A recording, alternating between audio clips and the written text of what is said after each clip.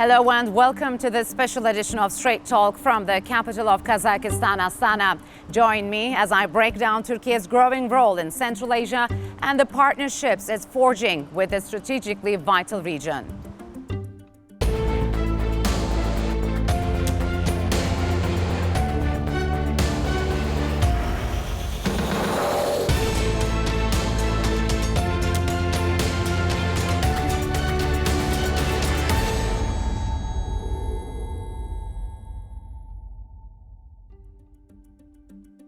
A region steeped in history, covering nearly 6 million square kilometers, Central Asia is one of the fastest-growing regions in the world.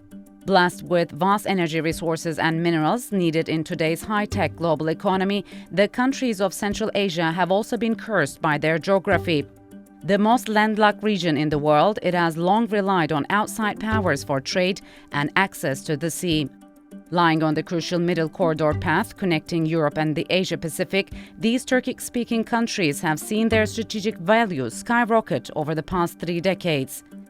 Turkey was the first country to recognize the independence of Central Asian states in 1991 as the Soviet Union was collapsing. Sharing close historical, cultural and linguistic ties made building a strategic partnership that much easier, especially when it came to showing solidarity during difficult times. Turkic states leaders gathered in the Shusha district of the Karabakh region, an area liberated by Azerbaijan during its war with Armenia back in 2020. They participated in an informal summit of the Organization of Turkic States, where members signed the Karabakh Declaration. Its theme was building a sustainable future through transport, connectivity and climate action. Turkish Vice President Cevdet Yılmaz underlined why the ongoing peace talks between Azerbaijan and Armenia are so crucial.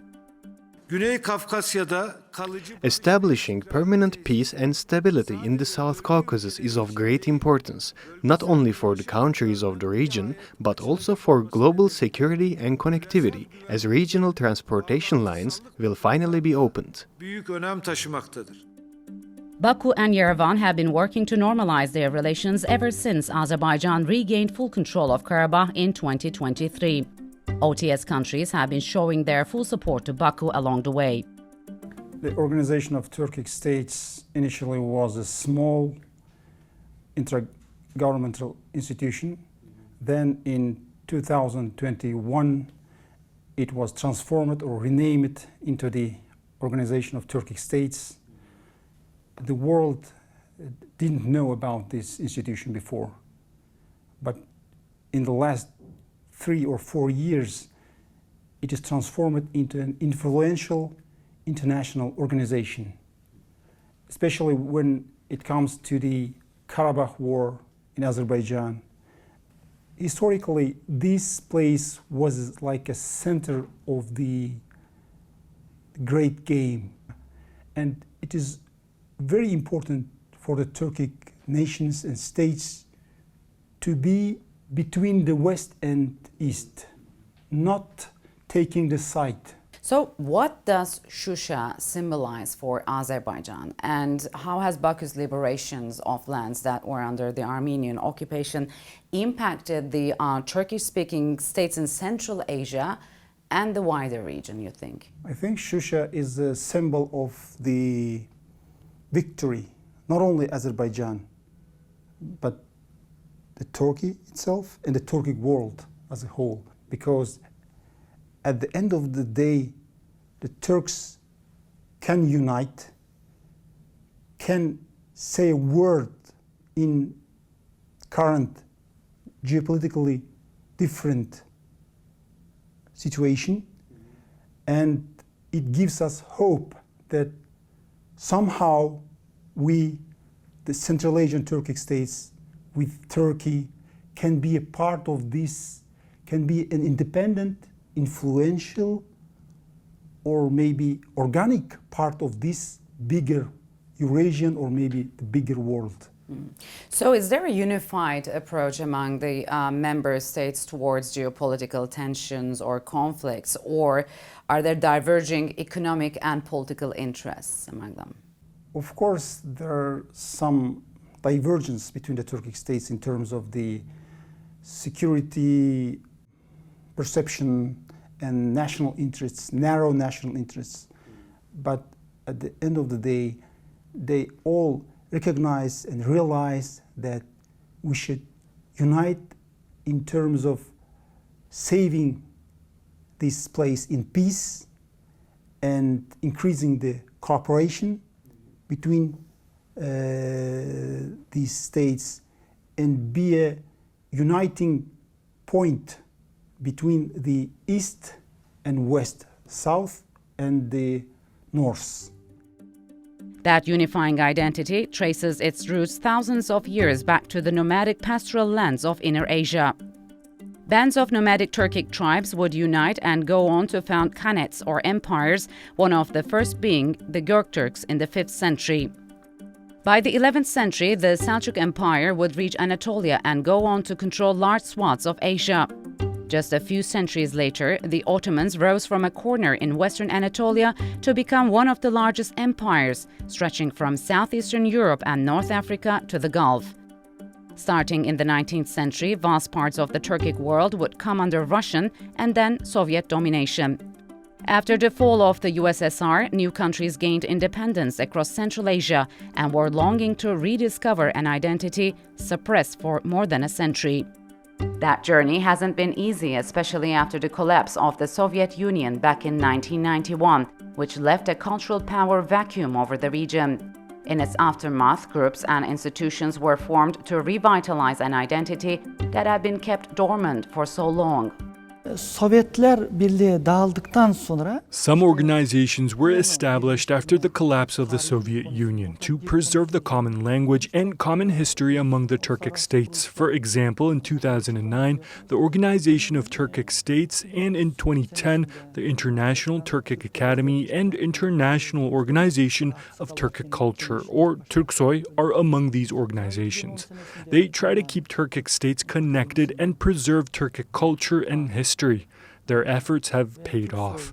TİKA's and Turksoy's investments in Turkic heritage are visible all around Turkic states. tarihi, Türk kültürü açısından. So this museum, when opened in 2014, was Central Asia's biggest one, and we know that a Turkish firm also took part in its construction. So the question is, why do you think Turkey is interested in fostering closer ties with Turkic states? Türkiye sadece Kazakistan'da değil. Not only this museum in Kazakhstan, but also all around Turkic states, Türkiye participated in constructing many heritage sites, including the Orhan Museum, the Tonyukuk Museum in Mongolia, the Ahmet Yesevi University in Kazakhstan, and the Kyrgyz-Turkish Manas University in Kyrgyzstan. How can closer ties between Turkic states based on shared history and culture translate into a real strategic power in today's world? How influential could they become? Bu Türk dünyasının hep hayal. Forming a Turkic union has always been a dream for Turkic states. As we know, Turkic states fell apart as they were led by different political blocs. We need to talk about this idea again. The latest example of this kind of union can be seen between Türkiye and Azerbaijan. Throughout our history, since we were under different political blocs, our language was influenced by other languages. So now we have a language barrier among Turkic states. Additionally, the distance between Turkic states is a challenge we grapple with. In countries that won their independence later on, Russia's economic effect is huge. China's growing economic influence in the region is also a challenge. Çok engel oluyor. Wary of its much larger neighbors, the Turkic states of Central Asia naturally sought out Turkey, not just for political and cultural support, but also worked closely when it came to trade, especially in the sharing of critical defense hardware. Turkish Aerospace Industries is set to start producing UAVs at a joint production facility in Kazakhstan later this year. The crucial part of this deal will be the transfer of Turkish technology directly to Kazakh defense companies, which will manufacture the drones. So we're just right in front of the defense ministry. It's a great place to talk about the defense ties between Turkey and Kazakhstan. So my question is what types of defense deals has TUSAŞ forged with Kazakhstan so far? TUSAŞ has been in Kazakhstan since 2023. After a long negotiation process, the Kazakh army decided to buy Anka UAVs to test their capabilities. We delivered those UAVs to them last year. Now, those UAVs are going through the military testing process, which will be completed by the end of this month. Based on the test results, we think more purchases will be made. Kazakhstan has become the first production base of Anka drones outside Turkey. Why do you think? What's the reason behind this? Kazakhstan has large swaths of land, 3.5 times bigger than Turkey. So, to control this big expanse of land, UAVs are needed. The country makes purchase plans based on its needs. So, it had to choose a strategic partner in this area. After some research, Kazakhstan saw that Turkey was the best fit as a strategic partner in defense. No country would share what it has as a technology item. Turkey is Kazakhstan's most reliable ally, friend and brother. It is only natural that Kazakhstan chose Turkey's TUSAŞ for its defense needs. Turkey is the only country that would support, repair, and educate our staff about the product. So we know Turkey shares know-how and also shares technology and information on drones, but what are your future projects? Our aim is to build a base here for TUSAŞ in partnership with a Kazakh firm. We are intensively working on it. We are in contact with both state and private companies. We think the structure will take form by the end of this year.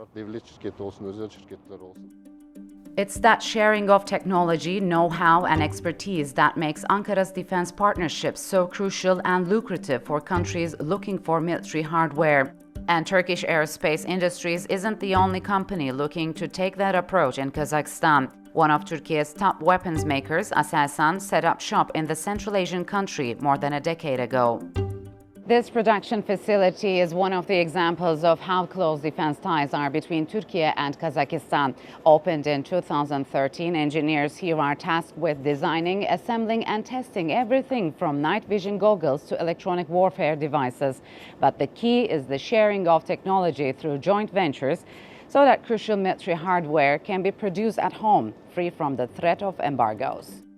Aselsan's joint venture with Kazakhstan Engineering has won big contracts with the Kazakh military, its police, and other ministries. I sat down with Aytunc Keskin, the COO of that venture, to discuss its production activities and the technology shared over the past decade. Kazakhstan Aselsan Engineering here established in 2013, and since then we are doing our production activities here. Started with bringing some technologies here, especially for electro-optical instruments, for example, night vision goggles, thermal cameras, and this kind of systems, weapon sights, and these are very critical technologies we brought here and we made here localization, produced here these systems, and it's very critical for locally producing this, and it's also important for after-sales supports for the Kazakhstan army. The instruments they need, we are here and we can directly cooperate with them, work with them, after-sales support, and we are everywhere of Kazakhstan. So sharing drone technology is one area where Turkey and Kazakhstan are already working together on. What other areas are they cooperating? The critical technologies we bring here, besides electro-optical devices, the recent years, main technology is communication devices. So communication is very important for all the armies. The secure communication, for example. We have now producing here locally paramilitary radios. And we are working on military radios with all own crypto algorithm, so they can talk without anyone can listen them. They can talk securely. These are critical technologies. Also, we manufacture and delivered remote controlled weapon stations. It's a critical device for their own military vehicles. We integrated on their own vehicles these weapons. Also, we are doing some big modernization projects here. Kazakhstan army inventory, they have a lot of tanks, artilleries, helicopters, but they are old. Now we modernize these systems with new technology, fire control systems and flight control systems. So Kazakhstan is one of Aselsan's main export markets in Central Asia. So what other countries in the region does it hope to forge more ties? You've mentioned Turkmenistan, Uzbekistan. Yes, these Turkish countries actually doing good things recent years. But Kazakhstan is different of other countries. So they developed more, they care for education, they have good universities here. We also have some projects together with universities, some going on projects. And also Uzbekistan, Turkmenistan, we also have some close relations with this, and Kazakhstan has a very good relations with all the neighbor countries. So when Kazakhstan army uses some things, modernize some systems, the other countries also have similar systems. Kazakhstan now a good market, main ally for us, but other countries also we are in a close relationship with them. Military hardware isn't the only industry where Türkiye is willing to share its expertise. Building and outfitting hospitals, creating entire manufacturing plants from scratch takes a lot of human know-how and equipment. One Turkish company, the YDA Group, is looking to recreate its success in manufacturing and construction across Central Asia. I spoke with the YDA Group's chairman, Huseyn Arslan, about how Turkish companies are looking to be key players in Kazakhstan's manufacturing sector. The first time an investor, a construction company, is having a direct investment in Kazakhstan. Second, as we may realize on the information board, that factory was built by the 100% of equity, which means a direct FDI, foreign direct investment for Kazakhstan. Next, it's an integrated facility. We have 5 factories, except for the first hall, the 4 halls. Now we will visit. It is the new technology for Kazakhstan. It supports Kazakhstan's economy because before this factory, Kazakhstan was importing all of these products, all of these materials. Now we are 100% manufacturing in Kazakhstan. Huseyn took me on a tour of his factory and told me how the YDA Group is looking to become a major supplier of manufactured goods across Kazakhstan and Central Asia. This is the metal production, for instance, on the right side. And now we will go for the wooden production, for the school furnitures, hospital furnitures. Where did this idea come from to produce furnitures? In 2022, as you know, 2022, the January events has happened in Kazakhstan, and there was a coup attempt. And after that, Mr. President, Kassym-Jomart Tokayev, has really managed the country so well, and there was a forum in March, Turkish Kazakh Business Forum. During that panel, I was one of the speakers, and they requested me to encourage the Turkish investors. And the idea came to me. I thought, okay, I'm here doing business more than 20 years, and don't get scared about Kazakhstan, what happened after 2 months and January events. Yeah. I thought that we trust in Kazakhstan. To show our trust, I will invest $50 million and 5 factories. Wow. I want just to support the new Kazakhstan. One of the YDA Group's most popular products are prefabricated homes. These all-in-one units can be built en masse and transported to remote areas, creating new towns in a short time. This is a new technology for Kazakhstan. You see some nice pictures. The first one is the Albany Hospital. In 68 days, can you imagine 50,000 square meters of that hospital was delivered as a turnkey project, less than 3 months. Wow. This one, definitely, unfortunately, after the earthquake in our country, we delivered in 53 days. Such prefabricated buildings, why they are important? Because for the fast delivery, for any kind of the emergency, there is a flood happened, as you know, just few months before right now in Kazakhstan. And we donated prefabricated houses to the Kazakh society. How are Kazakh people viewing these new prefabricated houses? Because it's new to them, right? It's new, but they are so happy with this because the first thing their concern was about the insulation because of the cold weather. And that's why we built up such a mock-up so that they would come and see all the progress of the modular prefabricated buildings. And this insulation we are using, the rock wool, is resistant until the minus 60 degrees, which is also very good for this kind of the geography and the logistics and the climate also. They use it in the military camps. We built for them in the military camps. But it's not just heavy manufacturing that the YDA Group is involved in. The company is also moving into the medical space. Apart from building hospitals, it also installs advanced oxygenated pipelines to ensure rooms are being supplied with clean air. Now we are investing in 3 hospitals. Turkestan, 700 beds. Petropavlovsk, the north part of Kazakhstan, it is around 600 beds. But in Astana, 1,200 beds. How about these medical equipment? Instead of importing from somewhere, now we are producing here. And we can manufacture all the non-medical equipments. By means of having such an capability, as Kazakhstan, we are directly supporting the national economy because all the costs are now decreasing.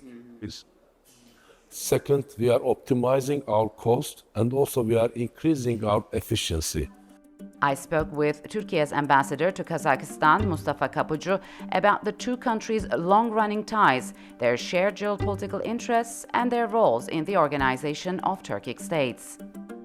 Actually, Türkiye is the first country to recognize Kazakhstan on 16th of December in 1991. It only took 2 hours for Türkiye to recognize after the decision of the Parliament of Kazakhstan to declare their independence. And our diplomatic relations, after a few months, in 2nd of March, we established full diplomatic relations with Kazakhstan.